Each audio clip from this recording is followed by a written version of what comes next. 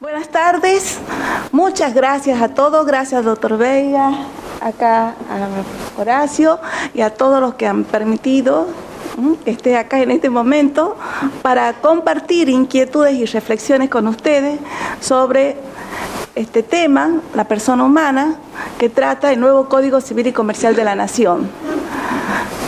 Decirles que aceptar estar acá en este momento me hizo sentir aceptar ponerme de blanco, porque así como el artículo 19 se ha llevado todas las coronas, dicen algunos, de los cuestionamientos que ha tenido en este proyecto y en el proceso de la reforma, porque implica una toma de posición sobre una determinada materia, nada menos que la referida a la persona humana. Cuando uno expone el tema, no puede dejar de hacerlo sino con una determinada cosmovisión de la vida y del derecho. Y es un tema donde, como decía el maestro López de Zavalía, la medicina, la tecnología, hace crujir el derecho. Porque todos los avances, todo propone nuevos desafíos y hay que ver cómo son las normas que tienden a la protección de la persona, una protección integral y en todas las etapas de la vida. Y todos los días nos dan mayores desafíos para tratar de reflexionar en las soluciones que se pueden presentar. Por eso espero, por lo menos, compartir inquietudes y poder cumplir en algo las expectativas que tienen, porque sobre el tema recién se están elaborando las nuevas soluciones.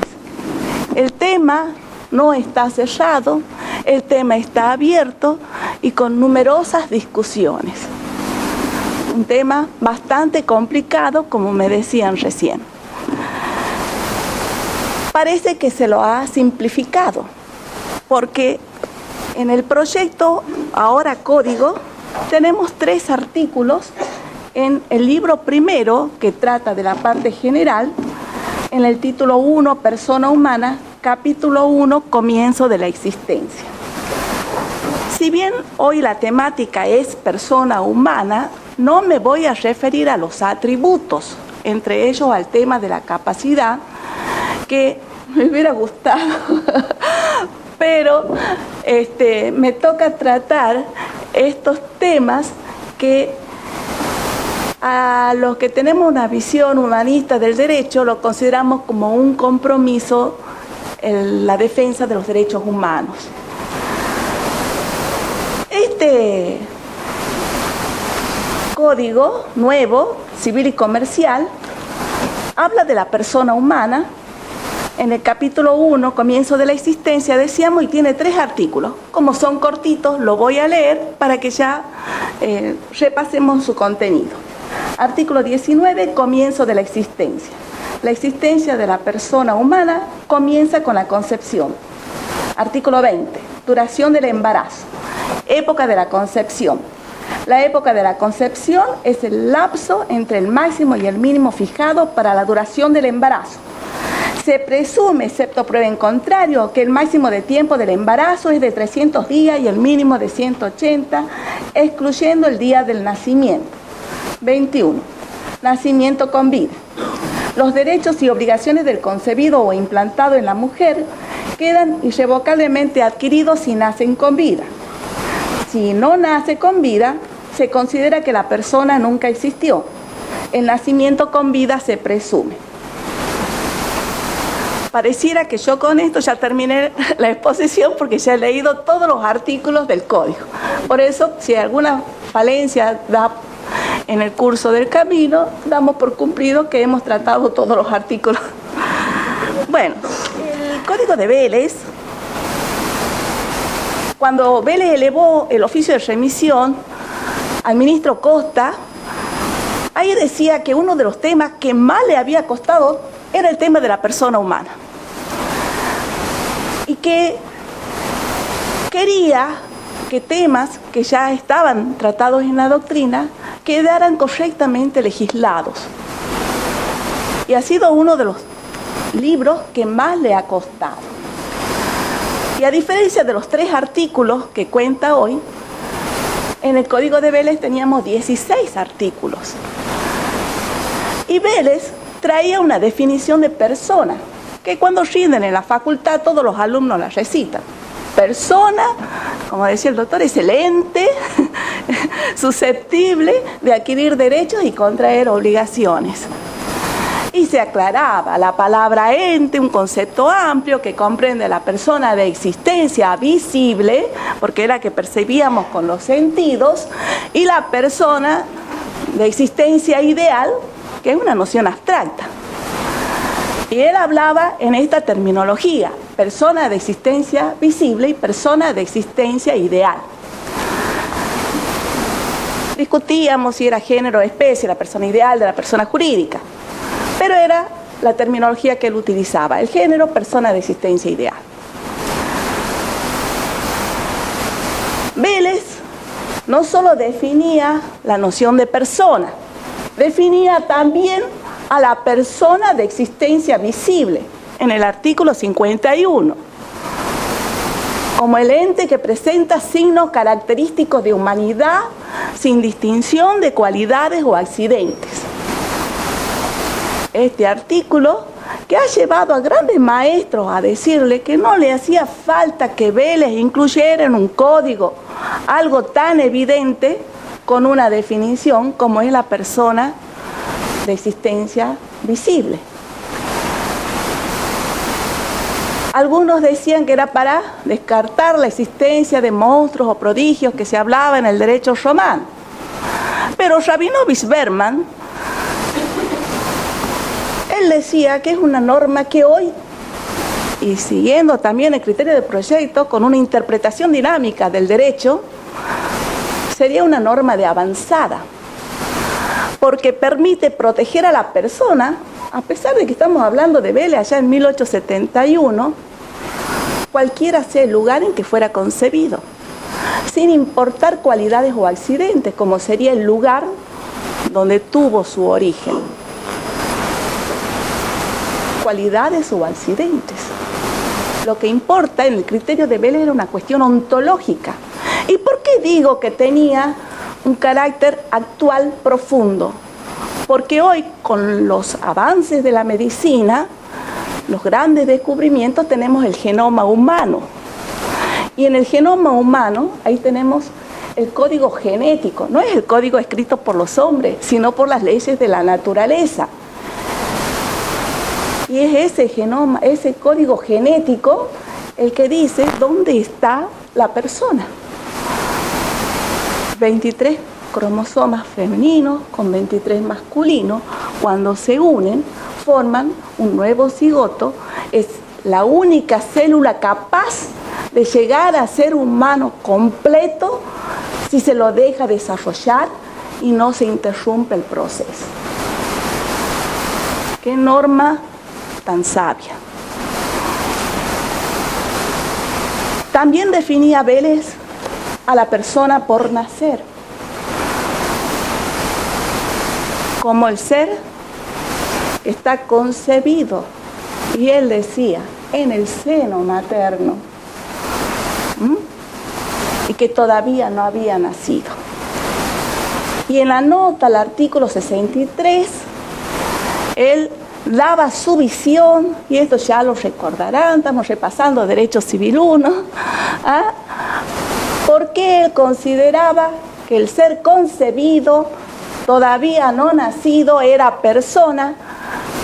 Primera ley en el mundo en esa época, en la época de Vélez, que establecía el inicio de la persona desde la concepción, porque todas las legislaciones vigentes en esa época establecían el inicio de la persona con el nacimiento o después con requisitos de exigencia de viabilidad, etc. Vélez siguió a Freitas, a Savigny, pero ellos quedaron en anteproyectos. Vélez fue la primera legislación, el Código de Vélez, que establecía el inicio de la persona desde la concepción. Claro, en la época de Vélez, cuando estudiaban con faroles, cuando se trasladaban en carro, que no tenían el tema de la energía, él no podía imaginarse de la fecundación in vitro, de la inseminación artificial y todos los nuevos desafíos que trae ahora la medicina, la biotecnología, etc. Pero conociendo el criterio ontológico de Vélez, cuando hablaba del nacimiento, no importaba que fuera de manera natural o por intervención quirúrgica, podíamos aplicar por analogía.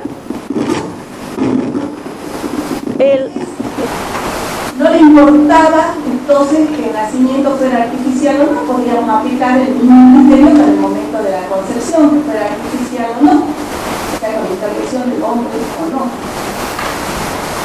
Tampoco exigía la viabilidad, o sea, la aptitud para seguir viviendo. En la nota del artículo 72, él traía una serie de argumentos donde decía que no podía, entre otras razones, hacer depender la existencia de la persona por un criterio siempre dudoso de facultativos, sobre si tenía un uso orgánico no lo tenía, si había nacido antes o después de término, ninguna duda. Él se inclinaba por el respeto por la existencia de la vida de la persona. Entonces, todo esto nos está demostrando la visión ontológica que tenía Vélez.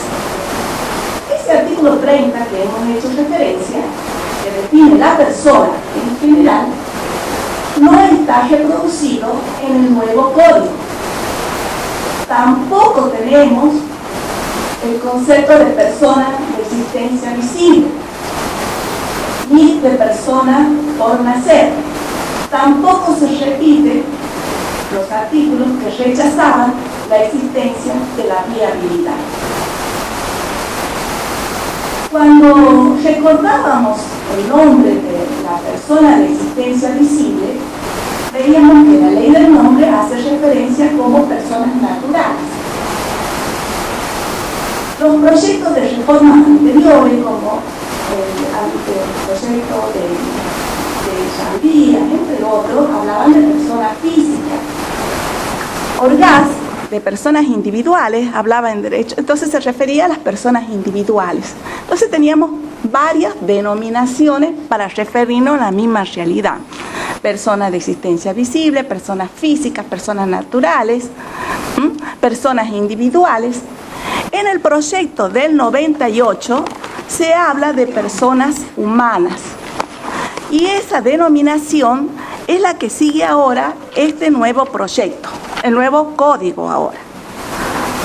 Como recordaba el doctor Juan Carlos Veiga, mi maestro, he sido alumna de él también en el curso de sindicatura concursal. En los fundamentos, porque el código ha sido acompañado con fundamentos, el anteproyecto que hizo la comisión, a diferencia de Vélez que tenía notas, que a veces concordaban, otras veces no con el artículo, pero en algunas ocasiones eran muy valiosas porque reflejaban la opinión del codificador. Aún cuando, con una interpretación dinámica, después pudiéramos dar al texto un sentido diferente. Pero al comienzo es muy importante, como también en estos primeros pasos de estudio del nuevo Código Civil y Comercial de la Nación, va a ser muy importante, como recomendaba el doctor Juan Carlos Veiga, que leyéramos atentamente los fundamentos, porque reflejan también la posición filosófica que tienen los autores de la comisión y sirven para interpretar el texto. El libro primero dice, se abre con la regulación de la persona humana. Ella es, conforme a la doctrina judicial de la Corte Federal, la figura central del derecho.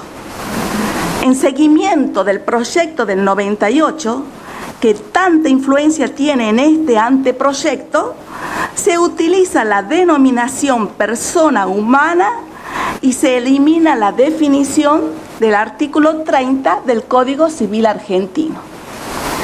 Entonces, para poder comprender bien, tenemos que recurrir a las explicaciones que se dieron en la nota de elevación en los fundamentos del proyecto del Código del año 98. dice así: se adopta la terminología persona humana a lo largo de todo el código. Pese a que en este proyecto se han insertado definiciones en todos los casos en que se consideró necesario, no se conserva la que el Código Civil vigente trae en su artículo 30. Se abandonó incluso la idea de sustituirla por otra más apropiada. Es que la noción de persona proviene de la naturaleza. Es persona todo ser humano por el solo hecho de serlo. Y la definición de la persona a partir de la capacidad de derecho confunde al sujeto con uno de sus atributos. Amén de que da la falsa idea de que la personalidad del sujeto es concedida por el ordenamiento jurídico. La idea del proyecto es, por el contrario, que la persona es un concepto anterior a la ley. El derecho se hace para la persona que constituye su centro y fin. La noción de persona que alberga la Constitución Nacional desde su misma sanción en 1853, la que proviene de sus fuentes desde la Asamblea de 1813 y la que fue ratificada con el reconocimiento de jerarquía constitucional de las convenciones y tratados de derechos humanos en el texto que rige a partir de la reforma de 1994. Claro, con estas explicaciones aplaudimos de que no tenga la definición de persona, porque efectivamente no se puede definir lo sustancial por las funciones, por la aptitud de adquirir derecho o contraer obligaciones, porque bastaría que el derecho le negara esas funciones para negar la existencia de la persona, que, como destaca el proyecto, es una noción previa y da la falsa idea de que el derecho positivo es quien concede la personalidad. Y eso contraría los principios de los tratados internacionales de derechos humanos. Después dice: al tratar del comienzo de la existencia de las personas, se dispone que ello se produce con la concepción, se elimina la expresión en el seno materno, para que queden comprendidas las concepciones extrauterinas. El texto se adecua entonces no solo a la realidad científica vigente, sino también a la Convención Internacional Interamericana de Derechos Humanos, artículo 4, inciso 1. La manera en que se expresa en este anteproyecto del 98 también se pone de lado de la posición ontológica del derecho.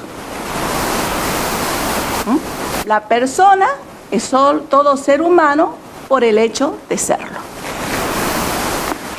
Vamos a ver que en esta materia a mí me parece que hay un quiebre en los argumentos que exponen con mi humilde opinión, frente a la autoridad de quienes han redactado el Código Civil y Comercial de la Nación. ¿Por qué digo esto? Porque ellos, como bien se rescataba, el doctor lo señalaba recién, se habla de la constitucionalización del derecho privado. La mayoría de los códigos existentes se basan en la distinción tajante del derecho público y el derecho privado. En cambio, el anteproyecto toma en cuenta los tratados en general y en particular de los derechos humanos y los derechos reconocidos en todo el bloque de constitucionalidad. En este aspecto se innova profundamente al receptar la constitucionalización del derecho privado y establece una comunidad de principios entre la Constitución, el derecho público y el derecho privado, ampliamente reclamada por la mayoría de la doctrina jurídica argentina. Esta decisión se ve claramente en casi todos los campos y enumera: protección de la persona humana a través de los derechos fundamentales, entre otros, tutela del niño, de las personas con capacidades diferentes, con la mujer, etc. Puede afirmarse que existe una reconstrucción de la coherencia del sistema de derechos humanos con el derecho privado. Y luego dice, Código de la Igualdad. Los textos vigentes regulan los derechos de los ciudadanos sobre la base de una igualdad abstracta, asumiendo neutralidad respecto de las asignaciones previas del mercado. El anteproyecto busca la igualdad real y desarrolla una serie de normas orientadas a plasmar la verdadera ética de los vulnerables. Hasta acá todo muy bien. Yo no lo entendía, pero cuando lo escuché a Lorenzetti en su exposición he captado bien lo que decía. Claro, el principio de igualdad abstracta a que se referían los códigos y las constituciones decimonónicas era la igualdad de todos ante la ley. Pero en el proyecto se dio un paso más adelante porque se buscaba que se concrete, que se resuelvan los problemas reales y particulares. Destacó la importancia de la igualdad abstracta en aquella oportunidad porque recordaba cómo en Atenas, cuna de la democracia, había esclavos. Cómo en el derecho romano no era para todos, sino solo para los ciudadanos romanos. En la Edad Media había estatutos que dejaban fuera a los que no estaban dentro. ¿A qué se refiere esto de que no es una igualdad abstracta? Efectivamente significó un gran avance. Que se trata de hacer más concreto. ¿Y cómo se trata de adecuarlo a la Constitución Nacional? Porque en el año 94 se han incorporado en la Constitución, todos sabemos, los tratados de derechos humanos con jerarquía constitucional, lo cual impone a los jueces también el deber del control de constitucionalidad y de convencionalidad, siguiendo también la interpretación sobre los efectos de las sentencias erga omnes que producen los fallos de las Cortes Interamericanas de Derechos Humanos. En las fuentes, se ha tratado de hacer el diálogo de las fuentes, se ha sacado como fuente la jurisprudencia, pero nadie duda, y ellos mismos en los tratados reconocen que es fuente del derecho, y los principios generales del derecho están como cláusulas para la interpretación, a pesar de que, como dice Vigo, también los principios cumplen una función de fuente del derecho. En esa adecuación, y en esto sí es cierto, tenemos nosotros convenciones internacionales como la Convención Internacional de los Derechos del Niño, la Convención de las Personas con Discapacidad, que si bien es del año de 2006, con la ley 74, disculpen, se le ha dado la jerarquía constitucional también. La convención que eliminaba toda forma de discriminación a las personas con discapacidad, la que impide también la discriminación de las mujeres, toda forma de violencia, etc. Y de esa manera, como el código hablaba simplemente de menores, en la época de Vélez eran los 22, después cuando se sancionó la Convención Internacional de los Derechos del Niño hasta los 18 años, y teníamos la mayoría de edad hasta los 21, después con la ley 26579 se adecúa la edad a la Convención Internacional de los Derechos del Niño, fijándose en los 18 años, entonces no se hablaba en el código de los niños, niñas y adolescentes, si lo hacía después, sea la ley 26061. Entonces había que incorporarlo en el derecho interno a los niños, niñas y adolescentes, en el lenguaje del código para adecuarlo a los tratados internacionales. La denominación en materia de capacidad de Vélez es totalmente discriminatoria, es un gran avance que se adecue el régimen, la regulación a la Convención Internacional de las Personas con Discapacidad. Pero ¿por qué digo yo que está el quiebre? Todo esto está muy bien, pero ¿dónde está el quiebre?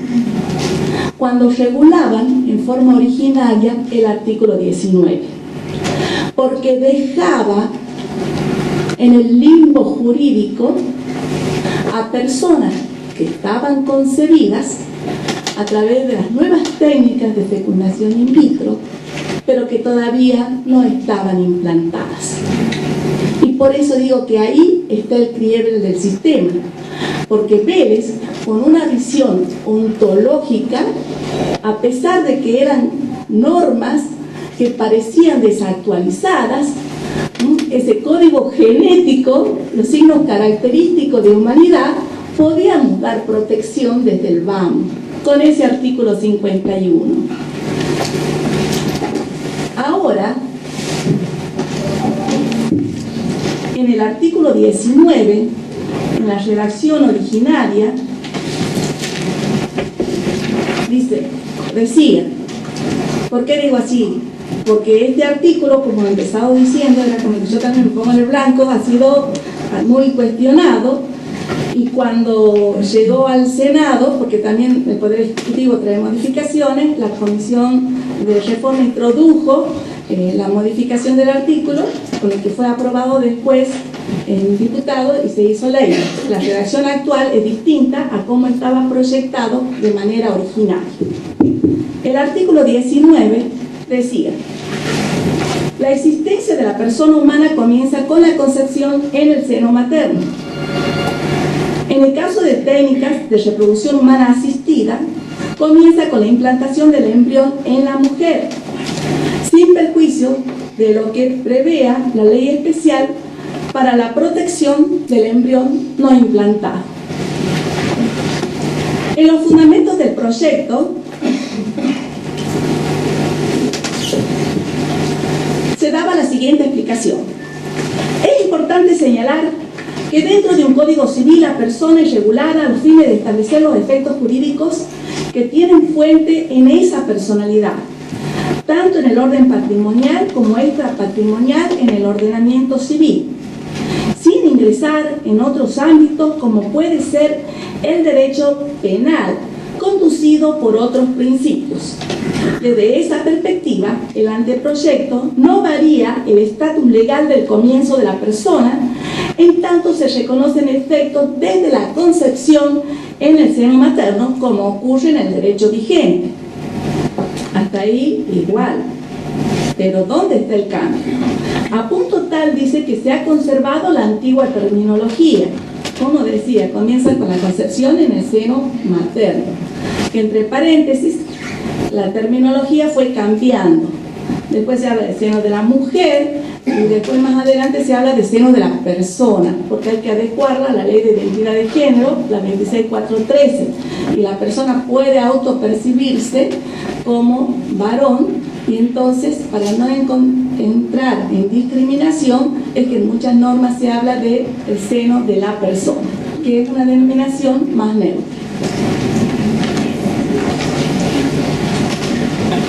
Dice, conforme con la regulación de la filiación por técnica de reproducción humana asistida, el anteproyecto agrega los efectos para el caso del embrión implantado en el cuerpo de la mujer. En este sentido, se tiene en cuenta que conforme con el estado actual de las técnicas de reproducción humana asistida, no existe posibilidad de desarrollo de un embrión fuera del cuerpo de la mujer. Esta posición en el Código Civil no significa que los embriones no implantados no tengan protección alguna, sino que, tal como sucede en el derecho comparado, corresponde que esta importantísima cuestión sea regulada en leyes especiales que incluso prevén su revisión periódica dado el permanente avance científico en la materia.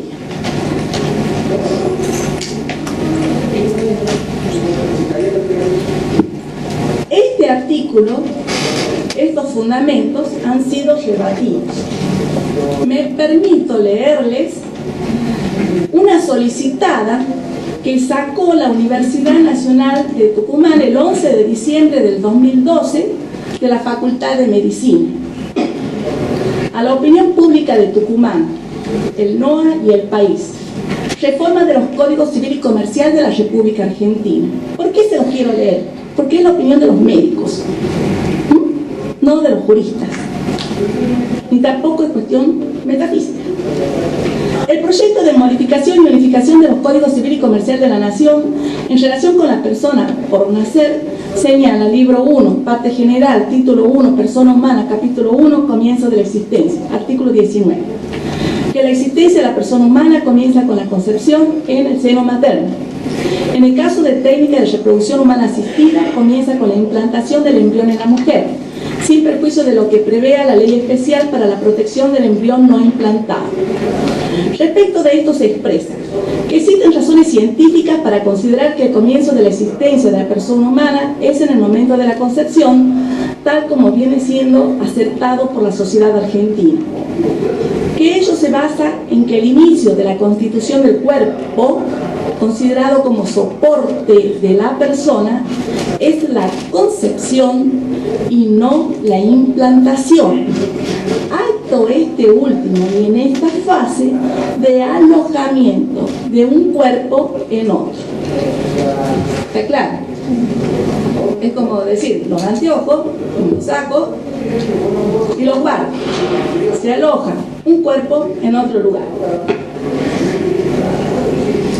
El proyecto en cuestión niega personalidad al embrión no implantado, justificando esa noción en que, conforme con el estado actual de las técnicas de reproducción humana asistida, no existe posibilidad de desarrollo de un embrión fuera del cuerpo de la mujer.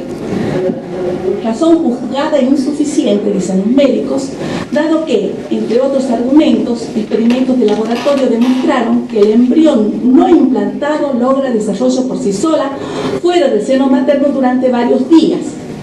Cabe recordar que tampoco resulta viable durante muchos días un recién nacido fuera del seno materno sin adecuados cuidados de su responsable. Que el artículo 19, redactado de esa manera, puede tener fuerte impacto en la sociedad argentina, más de las consideraciones que a modo de resguardo del embrión no implantado constan en los fundamentos del proyecto, fundamentos que expresan una hipotética protección de embriones no implantados a cargo de leyes especiales, aún no dictadas, argumentación que desde ya omite referencia a una potencial destrucción de embriones, a su concepción con fines comerciales o biotecnológicos, y a la importante problemática de la investigación con embriones humanos no implantados. Lo expuesto se juzga necesario informar debidamente a la sociedad de la provincia y del país respecto de la magnitud del cambio que se propone, ya que puede modificar profundamente el modo en que la ciudadanía argentina considera a la vida humana. Ello en razón de que los embriones no implantados se convertirían en rentable material biológico, abriendo lugar a prácticas de producción de embriones humanos en laboratorio y su consecuente utilización con fines biotecnológicos y comerciales, incluyendo procesos de importación y exportación de embriones, entre otros hechos de alta significación bioética. Se concluye. El proyecto de reforma de los códigos mencionados viene siendo debatido por diferentes actores sociales en el ejercicio democrático que hace albergar a quienes firman la presente fuertes esperanzas respecto de sus probables beneficios para la sociedad argentina. No obstante, el impacto posible del artículo 19 acá analizado muy sucintamente puede ser tan alto que amerita al menos una mayor y cuidadosa revisión de sus potenciales consecuencias en la noción de la vida, derecho humano, esencial y primigenio, fuente de todo deber y derechos subsidiarios a ella. Bueno, yo creo que la opinión de los médicos fue contundente, pero la historia no termina allí. Mientras se debatía el anteproyecto, la Corte Interamericana de Derechos Humanos ha dictado el 28 de noviembre del 2012, muy cerquita, sentencia en el caso Altavia Murillo y otros sobre fecundación in vitro versus Costa Rica. Esta sentencia ha sido firmada por 6 jueces, porque el vicepresidente de la Corte pertenecía a Costa Rica y no podía votar. De los 6 jueces, el doctor Eduardo Biogrossi hizo un voto en disidencia, con una interpretación que recomiendo lectura, en especial, o sea, de todos los fundamentos, pero el muy arguido de en general, esa expresión que se menciona en el artículo 4.1 de la Convención Americana de Derechos Humanos, cuando dice que la vida se protege en general desde la concepción, donde la mayoría interpretaba que la expresión en general implicaba admitir excepciones y que el derecho a la vida, en consecuencia, no era un derecho absoluto, como lo venía sosteniendo la misma Convención en numerosos pronunciamientos anteriores, sino era un derecho relativo y que no podía afectar otros derechos como de reproducción sexual, la vida privada, la vida familiar, la autonomía de los progenitores, que sí eran derechos absolutos. Porque él explica que cuando decía en general, en esa época se discutía si se iba a admitir el aborto o no. Si lo hubieran querido admitir, lo hubieran dicho expresamente. Cuando se puso en general es lo que ocurre de ordinario, es lo común, pero no para traer excepciones. Pero fue voto en disidencia. No obstante, no votaron en el mismo sentido en todos los temas los otros vocales, porque el presidente Diego García Sayán y la jueza Margarete May, y la jueza Radis Abreu Blondet la jueza se adhiere al voto del presidente, que hace sus propios fundamentos. Y en esos fundamentos es muy importante destacar que ellos decían que se estaba haciendo la interpretación de una cláusula de la Convención Americana y que la interpretación que hacían era para ese caso. Era una aclaración expresa que hicieron ellos. De modo tal que si bien se condena a Costa Rica y se admite la técnica de fecundación in vitro, es importante esta observación porque, como hacíamos referencia, la misma Corte Interamericana de Derechos Humanos, y resulta muy interesante los trabajos de ITER cuando habla del control de convencionalidad, fue extendiendo los efectos de sus pronunciamientos. Primero, como dice la Convención en el artículo 68, vinculaba a las partes en el caso, pero más adelante, como en otros fallos, fue diciendo no, obliga al Estado, no solo en el caso, sino en otros similares. Y después en el caso Hellman versus Uruguay, hacía extensiva la obligatoriedad de los fallos, la doctrina legal diríamos, no solo a los estados y fuera del caso, sino en todos los casos similares, sino a todos los estados partes de la Convención. Y si no se aceptan los términos de la Convención Americana, se puede incurrir en responsabilidad internacional por parte del Estado.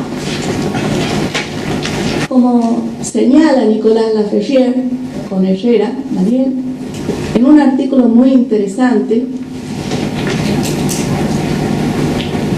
¿por qué surgieron los tratados de derechos humanos? Porque como consecuencia de las atrocidades que se habían cometido en las guerras mundiales, se habían atropellado los derechos humanos con estados que se creían soberanos para regular y decidir de manera absoluta sobre la vida de los ciudadanos. Y entonces se firmaron acuerdos con otros estados para la defensa de esos derechos humanos. Pero ¿qué pasó? La persona humana es el centro y la persona, en sus derechos fundamentales, viene a establecer límites a los estados cuando quieren tener sus legislaciones que atenten contra esos derechos humanos. Pero, ¿dónde surge el problema? Que en fallos como este de Octavia Murillo, donde se analiza el inicio de la persona, y en una parte dice que de acuerdo al estado de la ciencia actual, porque analizan las distintas teorías que hay sobre el comienzo de la existencia de las personas, ¿verdad? La teoría de la fecundación, que es la unión del óvulo con el espermatozoide, la teoría de la anidación o de la implantación, que supone otro paso cuando ya se lo implanta en el seno de la mujer, la teoría de la formación del surco neural, para decir que de acuerdo a los avances de la ciencia, lo mismo que dice el proyecto, hay dos momentos que tenemos que distinguir. Uno de la fecundación, pero si no se da la implantación, no puede seguir desarrollándose de acuerdo a los avances científicos. Entonces esta etapa necesita de la implantación. Por eso el inicio de la persona no es la primera etapa, sino la segunda. La verdad que para mí el inicio es lo primero, no lo segundo. Y es donde se ha formado esa célula que ya no estamos hablando del gameto masculino, del gameto femenino, que podemos decir que es parte del cuerpo humano, del varón o de la mujer. Ya hay un nuevo ser con su nuevo código genético y los avances científicos ratifican esto, y que si se le permite el desarrollo y no se lo interrumpe, es lo único que llega a ser una persona humana. El tema está que le permitamos el desarrollo. Entonces, este fallo, y Rivera, autor del proyecto del 98, a quien dicen seguir, califican de atroz, de una arbitrariedad.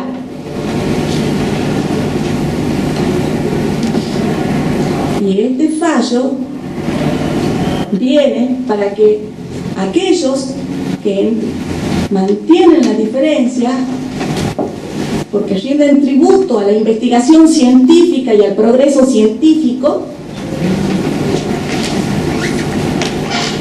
vienen a decir que cuando el código dice en la nueva redacción que la existencia de las personas comienza con la concepción, que era lo que decía el artículo 15, concepción debe entenderse como implantación.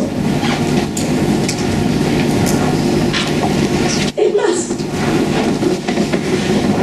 con la ley 26682 del año 2013, también el proyecto estaba tratándoselo, y su decreto reglamentario 956/2013 también, sobre la regulación de la técnica de fecundación in vitro, dice reproducción médicamente asistida, que ha sido calificada como una ley de avanzada, una ley inclusiva, una ley igualitaria. Sin embargo, tiene algunas cuestiones que podemos considerar que son objeto de un reparo ético. No es que la persona está sola. Siempre se ha dicho que la persona nace en la familia. Aunque esté en el laboratorio, va a tener, de acuerdo al ADN, su padre y su madre. López de Zavalía distingue, por ejemplo, en la teoría de los contratos, que la persona humana tiene una faz individual y una faz social.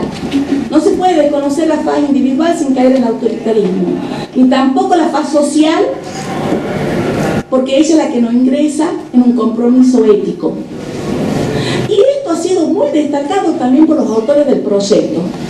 Fíjense que cuando se regula del abuso del derecho, cuando se regula de la buena fe, se dice que es un límite a la paz social de los derechos, porque también se habla del límite de las situaciones jurídicas objetivas, donde ya no vemos solo el lado interno. Acá son los compromisos éticos, porque el embrión no es lo mismo que el gameto masculino o femenino, que están destinados a la fecundación o su muerte por el tránsito en células que pertenecen al varón o a la mujer.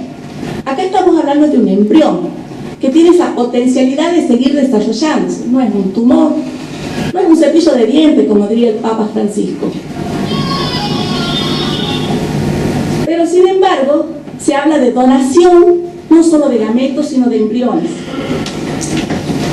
Se habla de bancos de embriones. Al igual que el Código Civil y Comercial, que establece 3 tipos de filiación: la filiación por naturaleza, por adopción y por las técnicas de fecundación humana asistida, permite en este último caso la revocación de la implantación del embrión. No prohíbe la crioconservación, no prohíbe la destrucción. ¿Qué suerte le espera a esos embriones? Fíjense que se han dictado unos fallos muy interesantes últimamente en la Corte Suprema de Justicia de Mendoza, donde el doctor Alejandro Pérez Walder hace un voto de disidencia interesantísimo, y la Cámara Federal de San Martín Sala 1, este último del 12 de noviembre del 2014, que tiene disidencia del doctor Hugo Rodolfo Fossati, que está publicado en la página que ha creado la Corte, si alguno no la conoce, www.nuevocódigocivil.com, donde es interesante consultarla. Se suben artículos de jurisprudencia, están los videos de los autores del código, hay jurisprudencia, doctrina, todos los antecedentes de cómo se ha elaborado el código y demás. Y ahí se ha elevado a este fallo, donde también hay un enjuntioso fallo del doctor Fossati. Yo sigo en esto a mi maestro, el doctor Jorge Sisto Antonio. Él decía: la biblioteca está dividida. Está la mayoría, la minoría, los del medio. Y él decía: yo estoy en la minoría porque así estudio más, porque tengo que rebatir los argumentos de la mayoría.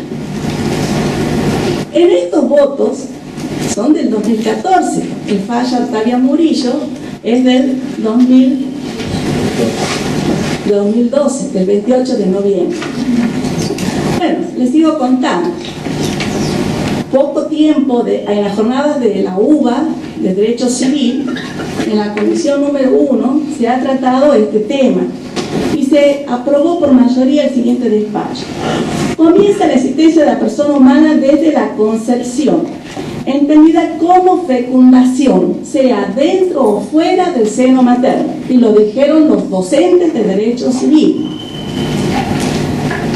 En el marco del derecho vigente en nuestro país, debe considerarse excluida la posibilidad de eliminar embriones humanos o su utilización con fines comerciales, industriales o de experimentación.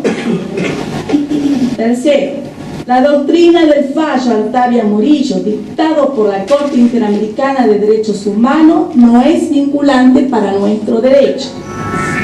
Cuarto, se propicia la reforma de la Ley 26862 a fin de brindar protección adecuada a los embriones humanos.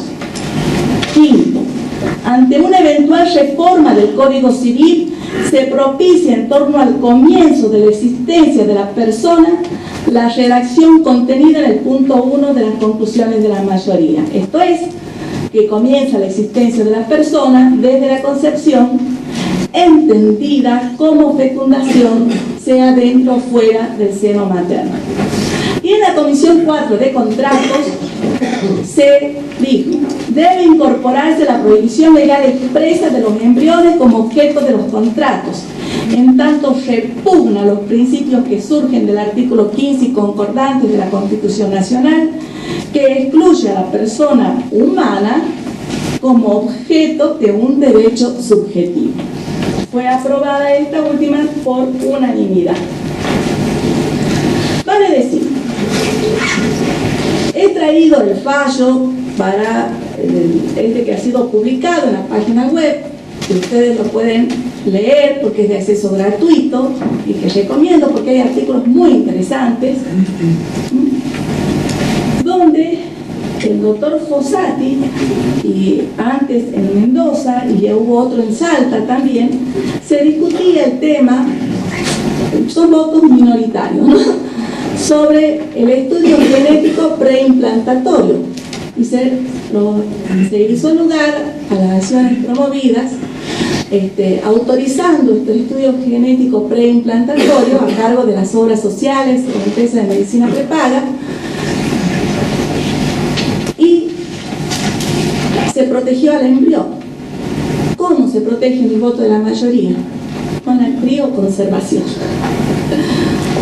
Legislaciones, dice el doctor Fossati, como Suiza, Alemania, legislan la materia, pero prohíben la crioconservación y dicen que se tienen que producir el número de embriones necesarios para ser implantados, pero que no haya sobrantes.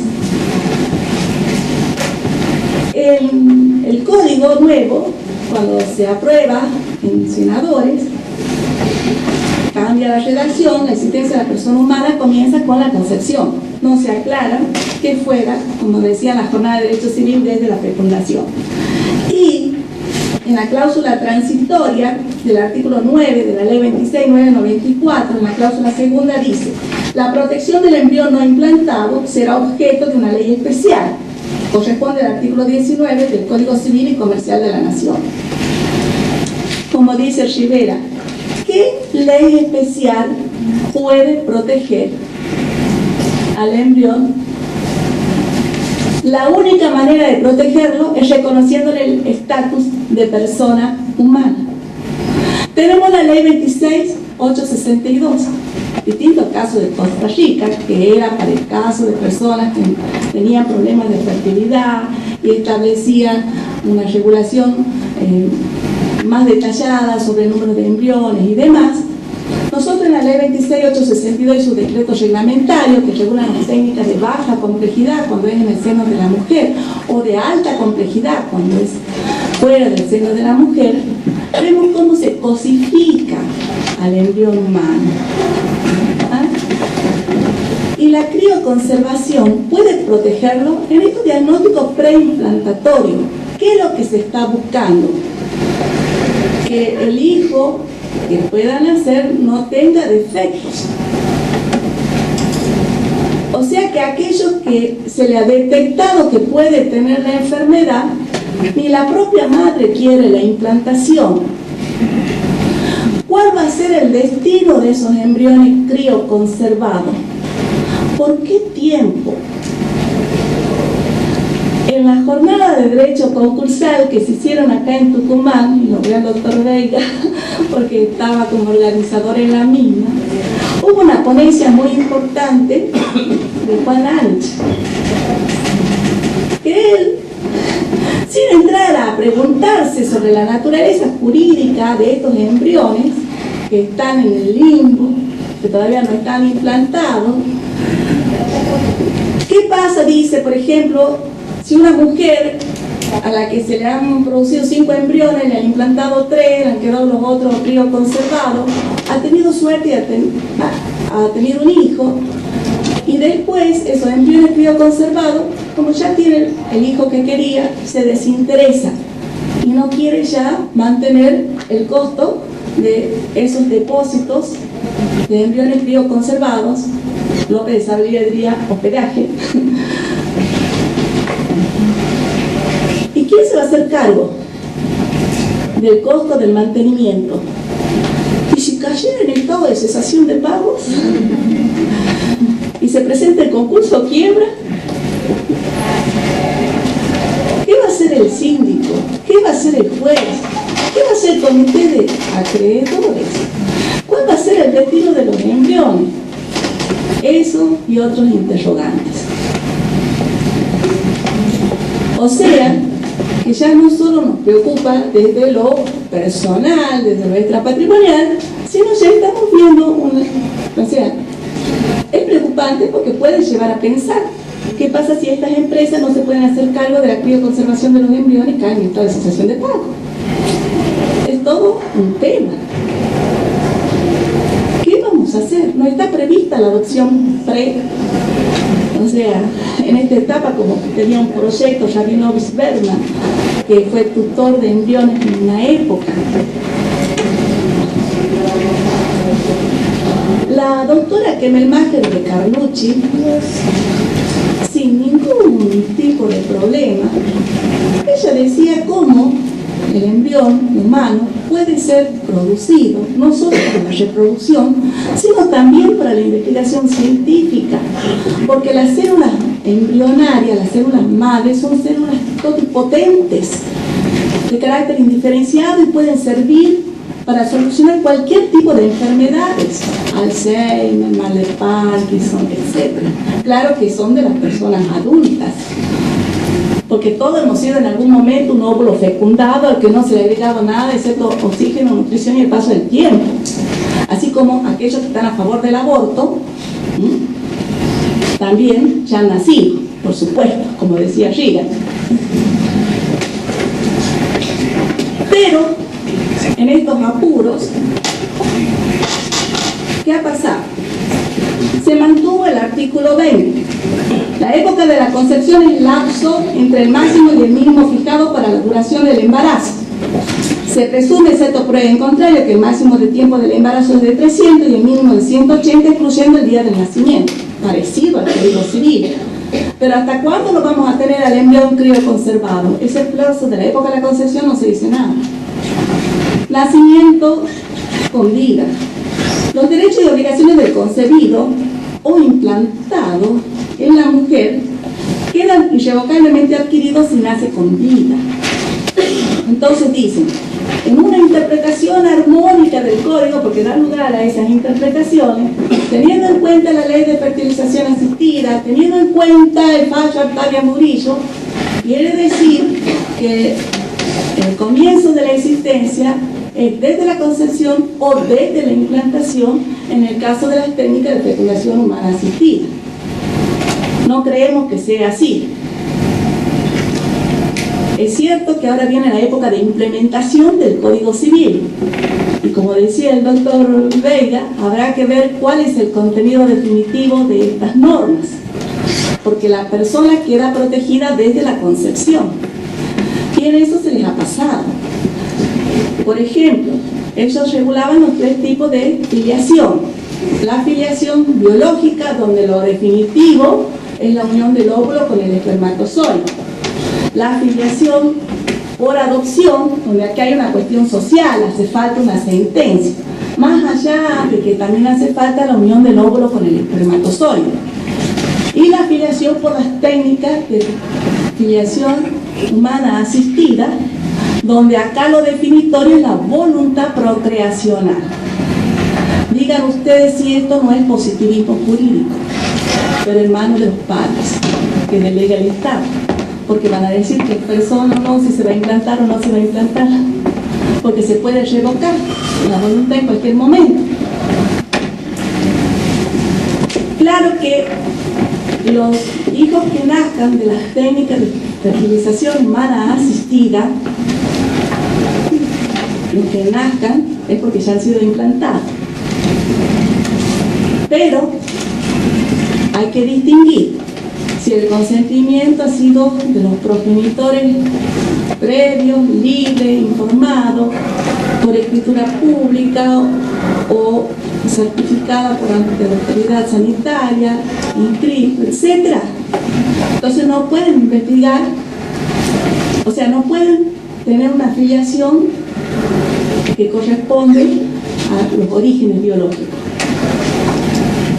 Pero si no se han cumplido esos requisitos, sí. Ontológicamente, una persona que ha nacido, más allá de que los padres hayan dado el consentimiento o no, ¿por qué va a tener derechos o no, según se hayan cumplido con esos requisitos formales o no?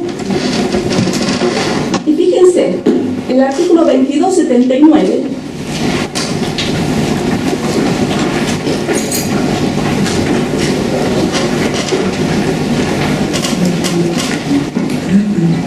personas que pueden suceder al causante, las personas humanas existentes al momento de la muerte, las concebidas en ese momento que nazcan con vida, y las nacidas, dice el inciso C, después de su muerte, o sea, post-mortem, mediante técnicas de reproducción humana asistida, con los requisitos del artículo 561. Consentimiento previo, libre, informado por escritura, bla, bla, bla. O sea que si no tienen esos requisitos, no pueden suceder. Me imagino yo, dos personas que hayan nacido por las técnicas de fecundación humana asistida, biológicamente, ontológicamente, no podrán hacer planteos de inconstitucionalidad por el trato diferente.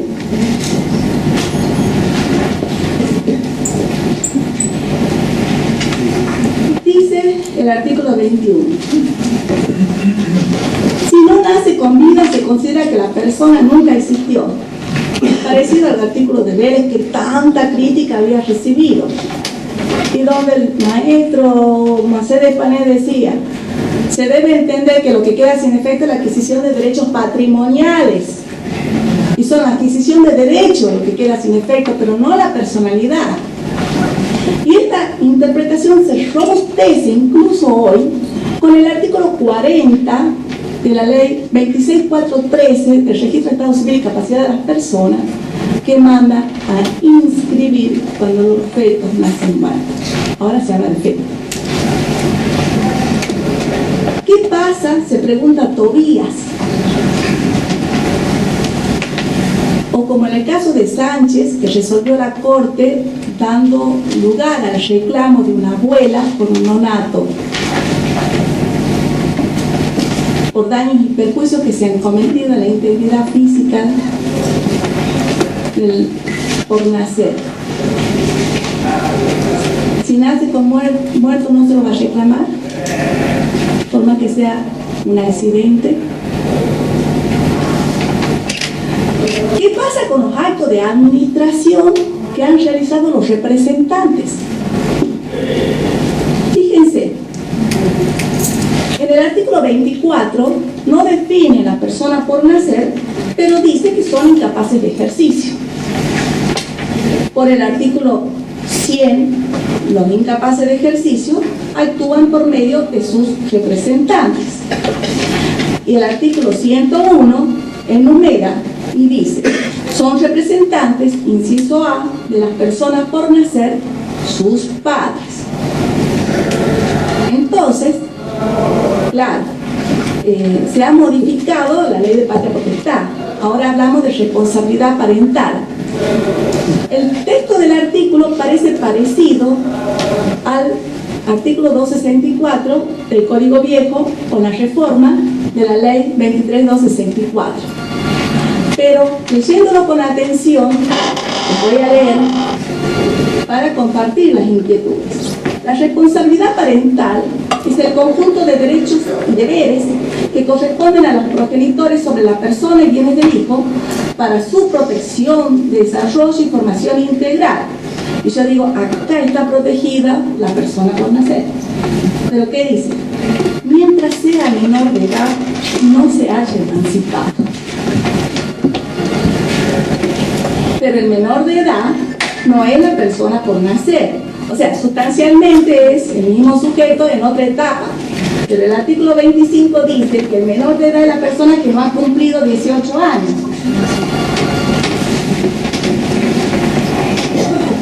Que ya nací, pues se entiende.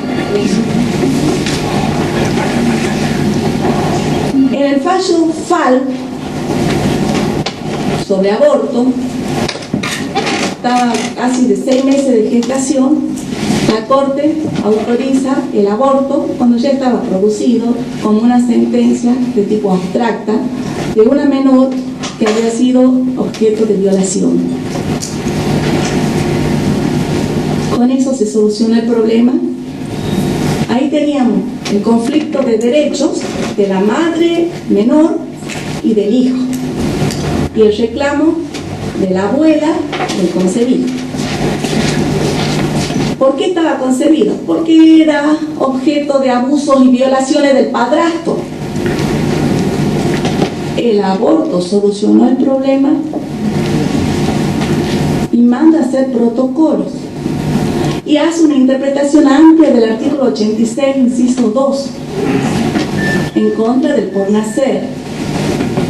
En el fallo Artavia Murillo, la interpretación es restringida respecto al derecho a la vida. Siempre estamos en contra del por nacer, que es el ser más indefenso. Para no aburrir y concluir, cada vez que nos centramos más en el estudio de la sustancia, me parece que estamos terminando por deshumanizar al hombre.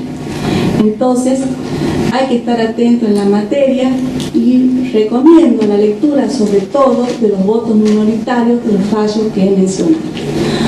Pero solamente otra inquietud. El tema de la persona humana no termina acá.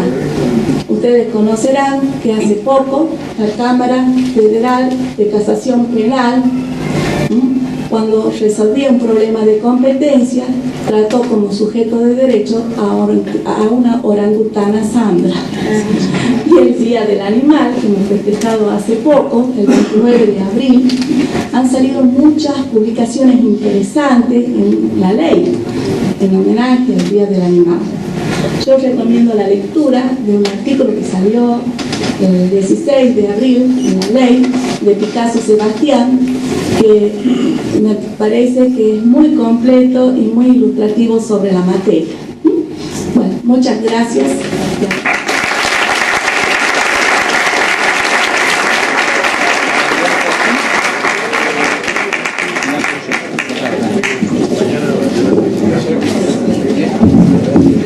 No sé si hay alguna pregunta.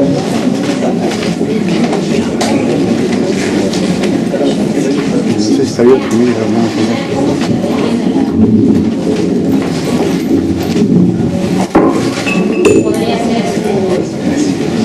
En lo personal,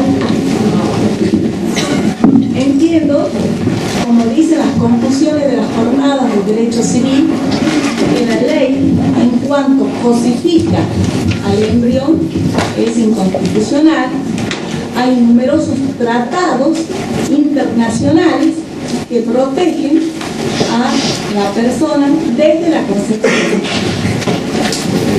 La Convención Universal de los Derechos del Hombre de 1948 dice que persona en todo, o sea, que el ser humano merece el reconocimiento de la personalidad en cualquier parte del mundo. El Pacto de Derechos Civiles y Políticos también. La Convención Americana, o sea, hay numerosas normas. Y la Convención Internacional de los Derechos del Niño, que en el caso FAL se dice que es una mera cláusula interpretativa, otros entienden que es una reserva, es una cuestión que hay que seguir estudiándola, y estos fallos que les cito explican por qué, por ejemplo, el fallo Artavia Murillo de la Corte Interamericana de Derechos Humanos no es obligatorio para el país. Allá se prohibía, acá se permite. Los fallos pueden limitar los defectos. Hay que estudiar en cada caso conforme se presenta la cuestión, y ver los antecedentes que hay. No siempre la mayoría tiene razón. No digo que no la tenga, muchas veces el consenso se... Por eso el tema está discutido.